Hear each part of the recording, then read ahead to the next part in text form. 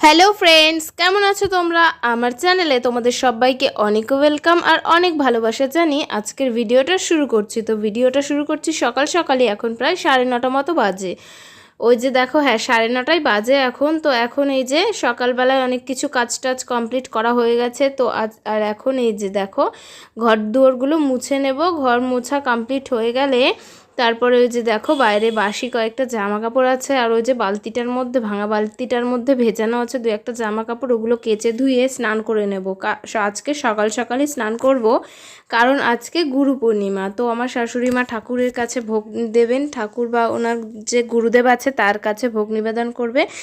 তো সেই কারণেই দেখো আজকে এই যে সকাল সকাল স্নান করে চলেও এসেছি ঘরে। আর দেখেছো মাথাটা কতটা ফাঁকা, সিথিগুলো সেটাই দেখাচ্ছিলাম যে চুল সব উঠেই গেছে, কিছু করার নেই। তো দেখো আজকে শাড়ি পরে নিয়েছে। আমার না, আমাকে কেউ কিছু বলেনি শাড়ি পরার কথা, আমারই ইচ্ছা হলো, কিন্তু প্রচুর গরম আজকে। সেদিনটা খুব পরিমাণে কষ্ট পেয়েছি শাড়ি পরার কারণে। তো ভেবেছিলাম একবার চেঞ্জ করে নিই বিকালের দিকে, তারপরে ভাবলাম যে না, অনেক দিন তো পরাই হয় না। তো এই যে দেখো আমার শাশুড়ি মা রান্নাবান্না করছে, মানে ভোগ দেওয়ার জন্য যা যা দরকার সেইগুলোই রান্নাবান্না করছে। আর ওই যে দেখো, ঠাকুরকে মালা পরানো হয়েছে আজকে, ঠাকুর গুরুদেব ওনাদের সবাইকে মালা পরানো হয়েছে। আর এই যে এখন দেখো পনির রান্না হচ্ছে। ওই পনিরগুলো আলু পটল ভেজে নিয়েছে, আলু পটল দিয়ে পনির হবে। তো ওই যে মশলাটা গুলিয়ে রেখেছে উনি, আবার যে মশলা টশলা দেওয়া হবে সেগুলো গুলিয়ে রাখে। সেগুলো কড়াইয়ের মধ্যে দিয়ে একটু কষানোর পরে ওই যে ভাজা আলু পটলগুলো, পনিরটা দিয়ে দেবে ওর মধ্যে। তারপরে একটু কষাকষি হলে জল দিয়ে নামিয়ে নেবে, ব্যাস হয়ে গেল রান্না। তো ওটাই করছিল ওই যে দেখো। আর দুধটা পাশে আমি ঢেলে দিয়েছিলাম, আর এই কাটাকাটিগুলো আমিই করছিলাম। আর তারপরে আর বিশেষ কিছু শেয়ার করা হয়নি। এই যে দেখো ভোগ নিবেদন করা হয়েও গেছে। এই যে দেখো কি কি ছিল, ফল প্রসাদ দেওয়া হয়েছিল, আর খিচুড়ি, পায়েস, 5 রকম ভাজা, বেগুনি, চাটনি, এই যে এই সমস্ত কিছুই, সব ঠাকুরকেই মালা পরানো হয়েছে। আর এই যে দেখো সব প্রসাদ ভোগ দর্শন করো একটু তোমরাও। আর আমার শাশুড়ি মা দেখো পুরো কড়াইয়ের বাটিটা ধরেই ঠাকুরকে দিয়ে দিয়েছে, একটু বড় বাটিটাতে, একটু ছোট বাটিতে যে তুলে দেবে সেটাও আর করেনি। তো যাই হোক, পুজো টুজো দেওয়া কমপ্লিট হয়ে গেছে। এখন যে আসনটা তুলে নিচ্ছে, যেদিন অন্নভোগ করা হয় বা খিচুড়ি এরকম কিছু জাতীয় ভোগ করা হয় সেই সময়ই পিঁড়িটা পেতে তার উপর আসনটা দেওয়া হয়। আর এমনি নর্মালি পুজো দেওয়ার সময় শুধু আসন পেতেই দেওয়া হয়। তো এই যে দেখো, সেদিন আর কিছুই শেয়ার করা হয়নি। আমরা প্রসাদ টসাদ খেয়েছিলাম, আরও রাত্রেও খেয়েছিলাম, প্রসাদই চলেছিল। এটা হচ্ছে তার পরের দিন, যেহেতু সেদিন শ্রাবণ মাসের প্রথম সোমবার। ওই যে দেখো সকাল তখন 10:10 বাজে। তো চলে যাব শিব ঠাকুরের পুজো দিতে, বাবা ভোলানাথের পুজো দিতে যাব। তার কারণে যে শাড়িটাও বের করে নিয়েছি, শাড়িটা পরেই যাব, যেহেতু পুজো দিতে যাবো। আর শাড়ি তো আমার বিশেষ পরা হয় না। ওই যে দেখো শাড়ি পরে রেডিও হয়ে নিলাম। তো দেখো আমাকে কেমন লাগছে তোমরা অবশ্যই জানিও কিন্তু, যে আমায় দেখতে কেমন লাগছে শাড়ি পরার পর। শাড়ি পরতে না পরতে ঘেমে গেছি, কি আর বলবো। আর ওই যে আগের দিনের বাসি শাড়িটা ধুতে পারিনি, কারণ প্রচুর বৃষ্টি হচ্ছিলো, মেলার কোনো জায়গা নেই। তো সেই কারণেই ধুইনি, পরের দিন ধুয়ে দিয়েছিলাম। আর এই যে দেখো চলেও এসেছি।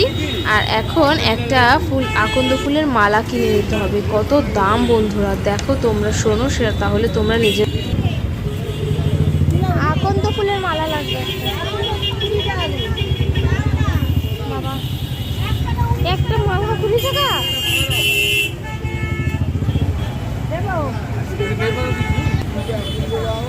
ঠিক আছে দাও একটা, আর কি করবো এখন।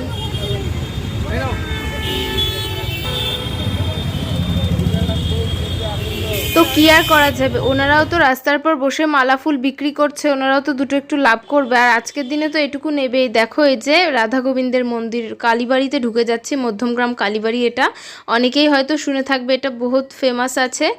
তো যাই হোক, আর ওই যে ওই দিকটাতে হচ্ছে শিব মন্দির, আর এই যে এই মেন মন্দিরটা হচ্ছে মায়ের মন্দির, মা কালীর মন্দির। আর ওই যে ভেতরটাই হচ্ছে শিবের পুজো হচ্ছে, বাবা ভোলানাথের পুজো হচ্ছে, ওখানেই যাব জল ঢালতে।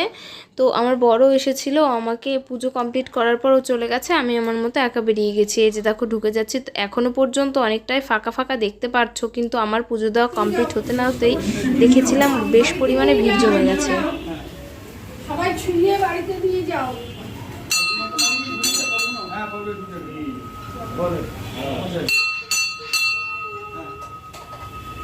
এই ফুলের কথা তারপর ওখান থেকে আমার পুজো দেওয়া জল ঢালা সব কমপ্লিট হয়ে গেছে। আর এই যে দেখো বাইরেটা কতটা ভিড় জমে গেছে দেখতে পারছো। তো তারপর আমার বর না থাকার কারণে, আর ও থাকলেও আমাকে ভিডিও করে দেয় না, ভিডিওতে ধরে দেয় না। এই যে আরও চলেও গেছে, এখন আমি একা একাই বাড়িতে ফিরবো। তো এই যে দেখো রাস্তা দিয়ে ফিরছিলাম, সেটাও তোমাদের সঙ্গে কিছুটা শেয়ার করেছি। আর এই যে দেখো বাড়িতে চলে এসেছি, চুলটা তো পুরোটাই ভেজা, কারণ মাথা শ্যাম্পু করেছিলাম আর করেই চুলটা বেঁধে চলে গেছি। তো এরপর আবার আমাকে রান্না করতে হবে, কারণ আমার শ্বশুর শাশুড়ি তো বাড়িতে থাকবে না, মানে ওনাদের কোনো একটা কীর্তন বা ভক্ত সেবা যাই বলুক না কেন, সেখানে ওদের ইনভাইট আছে। তো ওরা দুজন সেখানেই যাবে আর আমাকে রান্নাটা করতে হবে। তো চলো এখন কি কি রান্না হয় না হয় আজকে তোমাদের সাথে ফার্স্ট থেকে লাস্ট পর্যন্তই শেয়ার করব, যতটা শেয়ার করা সম্ভব। তো এই যে দেখো আলু সেদ্ধ করে রেখেছি ডালের সাথেই, এটা দিয়ে আলুর চোখা মাখা হবে, তার জন্য পেঁয়াজও কাটা রয়েছে।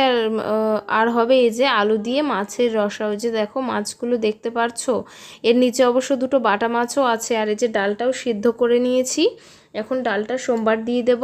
আর কিছুটা ডাল সেদ্ধ তুলে রেখেছি আমি গরম ভাত দিয়ে পেঁয়াজ দিয়ে খাবো বলে। তোমরা ভাবছো তো যে বাবা ভোলেনাথের পুজো দিয়ে এসে আজকেই মাছ মাংস নিরামিষ না খেয়ে এসব খাচ্ছি, কিন্তু কি করব বলো, এখানে তো আমার কোনো উপায় নেই, আমি কিভাবে কি করব। আর আমার কথাই যে কেউ নিরামিষ খাবে সেটাও আমি বলতেও ভরসা পাইনি। তো যখন আমি সেরকম কোনো সুযোগ পাবো অবশ্যই আমি নিরামিষই খাবো। আমার নিজেরই খুব খারাপ লেগেছে যে আমি পুজো দিয়ে এসে কেন আজকে এরকম মাছ টাছ খেলাম। কিছু তো করার নেই, কি করব, যাই হোক ক্ষমা চেয়ে নিলাম ভগবানের কাছে যে মাফ করে দিও আমায়। তো রান্নাবান্না হয়ে গেছে, দেখো এই যে মাছের ঝোল, ডাল, আলু চোখা। আর এই যে আমার জন্য এটা রেখে দিয়েছি, কারণ আমার ডাল খেতে ওইভাবে ভালো লাগছিল না, ঠান্ডা লেগেছিল প্রচুর পরিমাণে, তখন মুখে কিছুই ভালো লাগছিল না। আর এই যে গ্যাস ফ্যাসগুলোও মুছে নিয়েছি জায়গাগুলো, তাই আর কি সেটাই দেখাচ্ছিলাম। আর শরীরটা এমনিতেই ভালো ছিল না, সকালে কিছু খায়ও নি, তো এই আর কি শরীর খুবই খারাপ লাগছে। এখন বাইরে বৃষ্টি পড়ছে, দেখি ওরা কখন আসে। আর একটু এবার যে একটু শুয়ে থাকি, ফোন ঘাঁটি, এই আর কি। তো রান্নাবাড়া তো কমপ্লিট হয়ে গেল, দেখি ওরা কখন আসে, তারপর খাওয়া দাওয়া হবে। টাটা, এখনকার মতো, আবার পরে দেখা হচ্ছে। ভেবেছিলাম রান্নাবান্না করে এসে একটু শোবো, আর শোয়া, বৃষ্টিতে সব জামা কাপড় দলা করা ছিল, তো এইমাত্র মেলে দিলাম আবার সব। আর ঘরেও ওই যে পুজো দিতে গেলাম, সেই শাড়ি ফাড়ি রয়ে গেছে, সেগুলো সব ভাঁজ করতে হবে। বাপরে কি গরম পড়েছে গো, বৃষ্টি ওয়েদার কিন্তু ঠান্ডার কোনো ভাবই নেই। তো এটা ভাঁজ করার পর, ভাঁজ করতে করতেই সম্ভবত ওরা চলে আসবে। তো দেখো কটা বাজে, বাজে 2:15 বাজে, 5 মিনিট তো ফার্স্ট আছেই, তো সেই কারণে চলে আসবে হয়তো ওরা এখনই। তো ভিডিওটা তোমরা দেখতে থাকো, পরে আবার আসছি। হ্যালো, এখন বাজে 6:45, তো 6:45 একটু কমই বাজে, 7:38 হবে এরকম। 38 বলছি, 7:40 হবে, কি ভুলভাল বলছি, এত পরিমাণে ঠান্ডা লেগে গেছে না, কি আর বলবো। তো সন্ধ্যা ধরিয়ে এলাম, এখন বসে আছি, একটা ভিডিও এডিট করব, তারপর আবার লাইভ করা আছে। তো তোমরা ভিডিওটা দেখতে থাকো, দেখি কতদূর কি আর শেয়ার করতে পারি। তো ঠিক আছে, এখনকার মতো টাটা, আবার একটু পরে আসছি। তো তখন না বলাটা একটু আমার ভুল হয়ে গেছিলো, 6:45 বলার পরেও আমি 7:38 বলছিলাম, তো ওটা 6:38 বা 6:40 এরকম হবে। তো রাত 9:30 পরে আমার শাশুড়ি মা এনেছিল আমার জন্য ফুচকা, তো 9:30 আনলে কী হবে, তো পুজো টুজো দেওয়া কমপ্লিট হওয়ার পর 10টার সময় আমি ফুচকা খেয়েছিলাম। 10টার সময় যদি ফুচকা খাওয়া হয় তাহলে কি আর ভাত খাওয়া যায় বলো তো রাত্রে। তো যাই হোক, এনে যখন দিয়েছে, ফুচকা দেখে কার না লোভ লাগে, কে আর লোভ সামলাতে পারে। যদিও বলেছিলাম আমার শাশুড়িকে 2-1টা খেতে, কিন্তু উনি কিছুতেই খাবে না, তো কি আর করা যাবে, অগত্যা আমাকেই খেতে হলো সবগুলোই।